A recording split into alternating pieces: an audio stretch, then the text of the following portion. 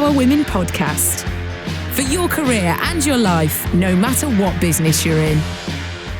Hello and welcome to a brand new episode of the Northern Power Women podcast. I'm Sam Walker. She, of course, is the one and only Ms. Simone Roche. Hello to you. Hello to you. A happy 3 nominations, Miss Walker. Oh my gosh, goodness me. Well, do you know what? What an incredible week it has been. And we have to blow our own trumpet because we're never very good at blowing our own trumpet. Toot, toot, toot, hoo.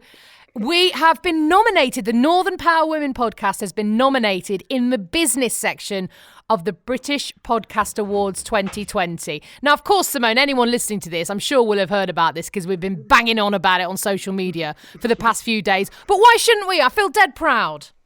Do you know what? I think we have to practice what we preach. I spend my whole time talking about people should high five themselves, celebrate themselves as a role model, showcase and shout to the world about the success. So it was such an amazing surprise to get the WhatsApp message off you to go, guess what, lady? And I'm thrilled. And look at who we're up against. I know. The Times, Jazz FM, The Economist, just them little people, So I'm absolutely chuffed to bits and couldn't do it without my fabulous producer. Well, of course I couldn't. Well, do you know what? I am thrilled. It's such a very, very, very difficult awards to be recognised in because you are up against the big hitters like all the major newspapers and all the major broadcasters like, the Guardian's in there, ITV's in there, the BBC, of course, is in there, Channel 4. Anyone and everyone who have got ridiculous budgets to throw at things are in there. So I am very proud that our little podcast is in there. And thank you so much for listening because without you listening and your feedback, we wouldn't be where we are today. So yeah, dead chuffed. I know, and 2 of your podcasts, your Game Changers, which is brilliant. I love that podcast that you produce, and also your very own Desert Diaries, which you launched a year ago now, didn't you? When you travelled to Arizona. Oh my goodness, Arizona! I'm still celebrating. It is, the Game Changers is a podcast all about fearless women in sport that I make with a brilliant woman called Sue Anstis, and she talks to some of the game-changing women who have really, really paved the way for women's sport. So that's a fantastic, really empowering project to be part of as well. So chuff for that. And yes, my little story, my Desert Diaries, which, as you said, when I moved to America and made the most terrifying decision of my life to throw everything up in the air and move to America, I thought, you know what? I work in audio. I really should keep an audio diary of this. And it has been one heck of a year, one heck of a roller coaster. And just to be nominated up, I'm in the same category as George Ezra and Giles Brandreth. It seems utterly surreal, but thank you so much. And please listen to the podcast. Give us a rating because, I know everyone always bangs on, don't they? Whenever you listen to a podcast, they go, leave us a review or a rating. But when we've got no budget, as many have, to spend zillions on marketing, leaving a review, leaving a little rating makes a huge, huge difference in other people being able to find us. So thank you so much. I know it's a faff, but just giving that couple of minutes of your time really makes a difference. So really appreciate you. Oh, should we have a lie down now? Oh, we should. And you talked about roller coasters. And one of the things that I've been gathering this week is some of the new language that we're using. And we hosted a brilliant webinar with Lara Morgan, a mentor of mine, a real kick-ass entrepreneur. And she was talking about the Corona coaster. It stuck with me all week. Brilliant. So how has your Corona coaster been this week? Well, this week, and I know last week was Mental Health Awareness Week, and I had a few days where I felt like I was wading through treacle. I felt everything was an effort, even sorting my inbox out. And I'm someone who is a very self-motivated person. I do work to my own deadlines, and I work very efficiently. And so in a way, I've been able to sort of propel my way through this isolation. So to have a couple of days where it felt a monumental effort to get anything done really knocked me for 6. And I think a lot of it was down to uncertainty. And I know none of us really know what's going to happen in the future with our lives anyway. We kind of like to think we can plan them. But I think for me, being someone who did decide to leave England for a few years and go off on this adventure, the last week for me, as lockdown started to ease a little and people were able to go and see their families or they were starting to go back into the office, I thought, well, when am I going to see my friends from England again? When am I going to see my mum and dad again? I genuinely don't know, because everyone's a big plane ride away. Will there be airlines? Will we be able to afford to get on a plane? They're talking about social distancing airlines where you're going to have to pay for 3 seats, you know, the equivalent of, because you're going to need that space to be able to be safe. And I thought, well, how are we as a family going to be able to fly back and see my dad in Manchester? So I think a bit of that uncertainty and anxiety, coupled with just the huge pressure we are all still under in lockdown, takes its toll sometimes. So I gave myself a break, went to bed and watched some Schitt's Creek on Netflix. And I thought, there you go. There's my therapy. But I think you're right. I think we're all starting. We've been very much living by sort of the statistics and the science and the facts. And then all of a sudden it's about,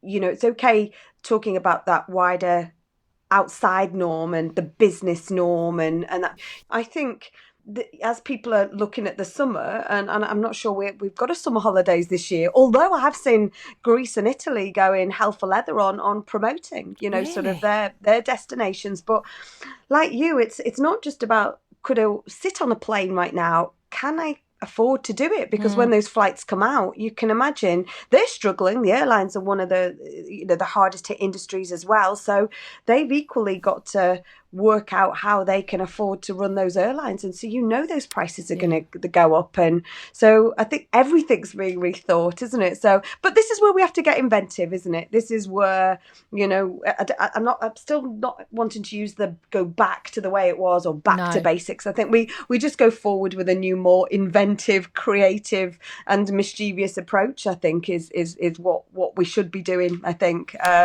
So yeah, who knows? I think we might be holiday on Lady Isabella for the foreseeable future. Well, there you go. There are worse places to be, isn't there? I mean, it's so beautiful around the whole Albert Dock area, and that whole area of the docks in Liverpool are beautiful. And, you know, I know that you absolutely love living where you live, and I love living where I live. I wanted to, though, kind of just almost give a bit of a nod of recognition. I know a lot of parents this week have been feeling very anxious because there is talk of schools going back. Now, I know that obviously it's half term in the UK this week. Schools in Arizona actually broke up last week. So my girls are out now. My girls are out until August, and that's when they go back to school in August, if indeed school is back in August. But I've been watching a lot of, reaction on the UK news and hearing from friends, and there is a lot of anxiety around people releasing their kids back to school now and thinking, is it the right thing to do? And it'd be really interesting to hear from you, the listener. You know, if you've got children, how do you feel about them going back to school potentially on June the 1st? Is it something you're thinking, oh, thank goodness, yes, they need to get back in with their friends and a bit more structure in their lives? Or are you concerned about them being exposed to lots of other families? And this is a whole bed of anxiety again, isn't it? I think it is, and the mayor of Liverpool has said absolutely not. They should not be going back in June, and making a stand that they will go back in September. So I think this is where the devolution factor will come in as well. I think as people look at their own numbers, not as people, as the leaders are looking at our number in each of the regions. I think that's where the science has to come back into play as well, doesn't it? Because I know one of my team, she's got three young uns, and it's a big decision, isn't it, to make with a 6 and 11 and a 14-year-old, what that's going to look like, and do I want to send my child off to do that? Because actually we're in a routine now, it's a bit hairy at times, but do I want to send them back into school? So I think there's some, and I think we're literally only a week away, aren't we, from the proposed date to go back? So it's interesting. But on your side, I remember when you went over last year, you moved as you went into that summer season, and I know you have these summer clubs and summer schools and stuff like that. That's not there. What will you do? Well, what's your new norm over the next few months with the girls? Well, as I work it's hard. It's hard now because there is a yawning chasm of summer vacation here in the States, and the kids do tend to go off to boys and girls clubs, as they're called, which are like massive youth centres. They're not open. I wouldn't feel comfortable about them going into a room with 300 other kids anyway, which they did last year. So similarly, last year I took them to the cinema a lot. Can't do that. I took them to the water park a lot. they're also closed down. So it is going to be a challenge of trying to now keep them occupied and not just let them sit on screens all day for the next 2 months. My daughters, both their sort of after school clubs are reopening. So my youngest does horse riding. That's been reopened. I feel better about her going to that because it is an outside activity and they've got fantastic precautions in place where there's lots of, temperature taking and masks and gloves going on. My other daughter does a drama club. Now, they've said they are open from the 1st of June to go back. She's 12 and she's really anxious about going back. And I need to sit down and talk with her and say, look, if you don't want to go back because you don't feel it's the right time for you, you do not have to do it. She's then worried about missing out. So I think it's hard for a lot of people now to know what the right decision is. And I'd say just give yourself a break, give yourself time, don't rush into any decision is all we can really do. Yeah, we said that about a lot of things throughout this whole new world, haven't we? Yeah. Don't beat yourself up. I think you've got to just stop, reflect. And as we said before, we're making a new path now. So we've got to make those decisions as we come along, but take that time to reflect as we go. 100%, yes. Yeah, actually, we've had some question on Twitter, which was a shout out to the Northern Power Women community from Safina Nadeem, one of our future list. And it was, I'm asking for a friend, but what happens is somebody has taken my idea. I came up with this great thing, as people do during this time, this great innovation, but someone's taken the idea. What do I do? And literally the thread has been, full with, well, actually, it's the flattery is the best form of, imitation.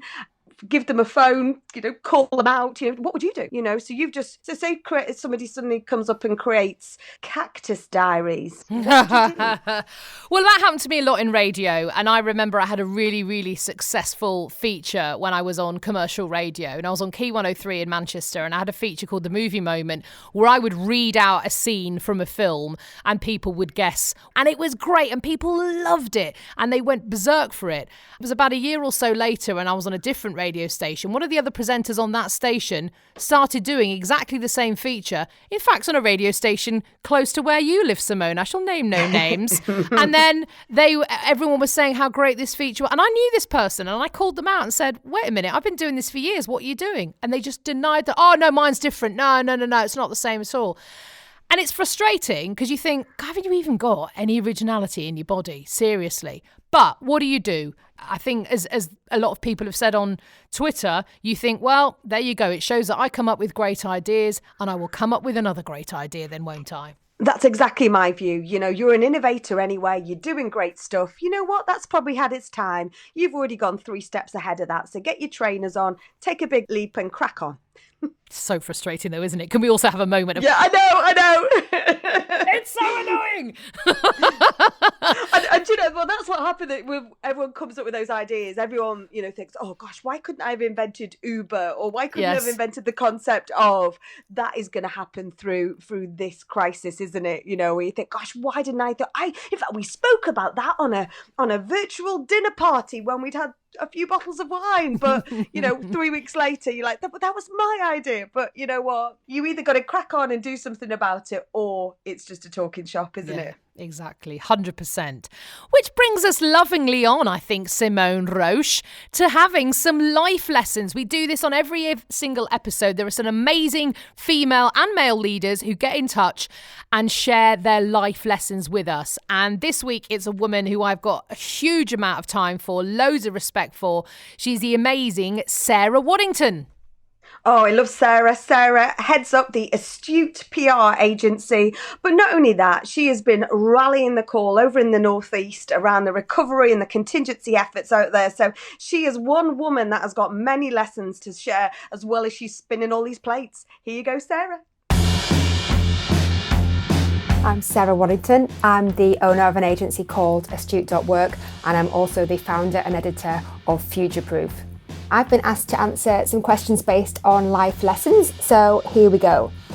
Tell us about an important role model in your life. Well, that one's easy. It has to be my mum.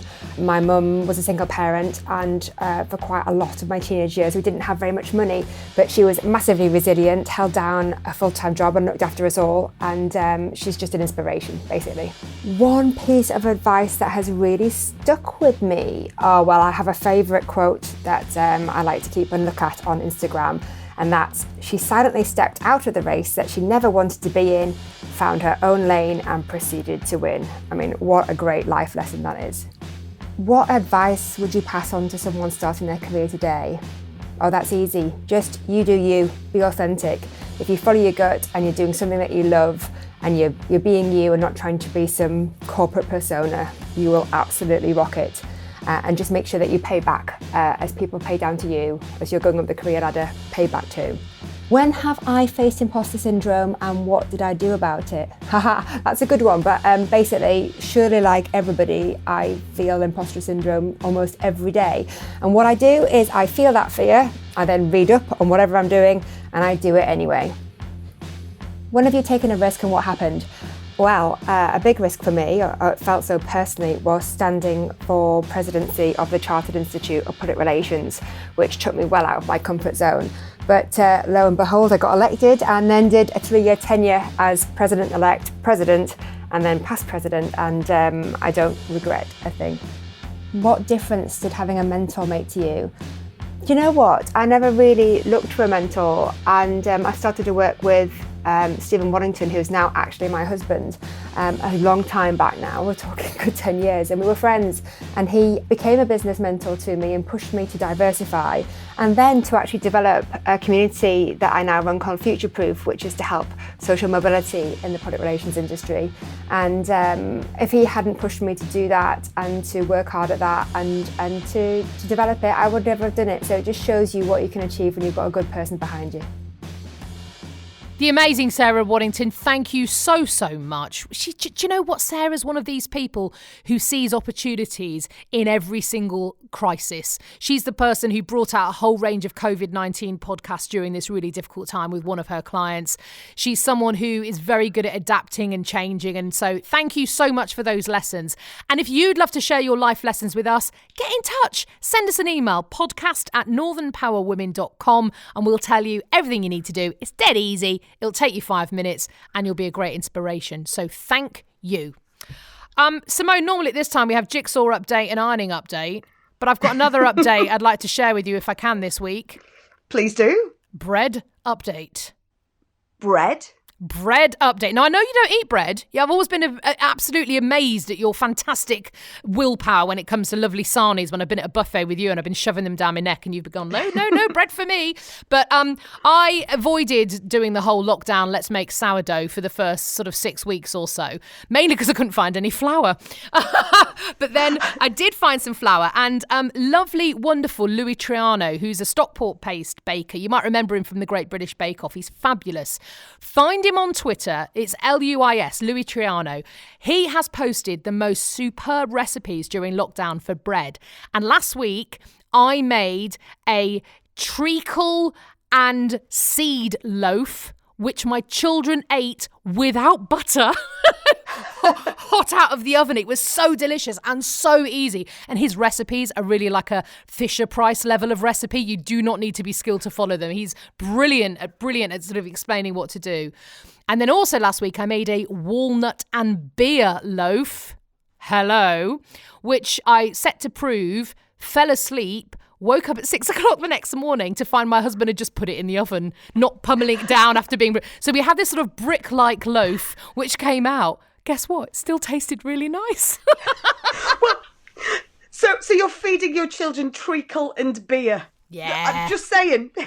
That's the stage of lockdown we're at, Simone. Absolutely. But check him out, Louis Triano on Twitter. He's absolutely brilliant and a lovely, lovely man as well. Proper northerner as well. Now my stomach is rumbling, even though I don't eat bread. So, yeah, I need to go and get myself some kind of fine cracker instead of my bread. I'll pop some in a jiffy bag for you. Simone, as ever, brilliant to talk to you. We'll catch up next week. See you next week.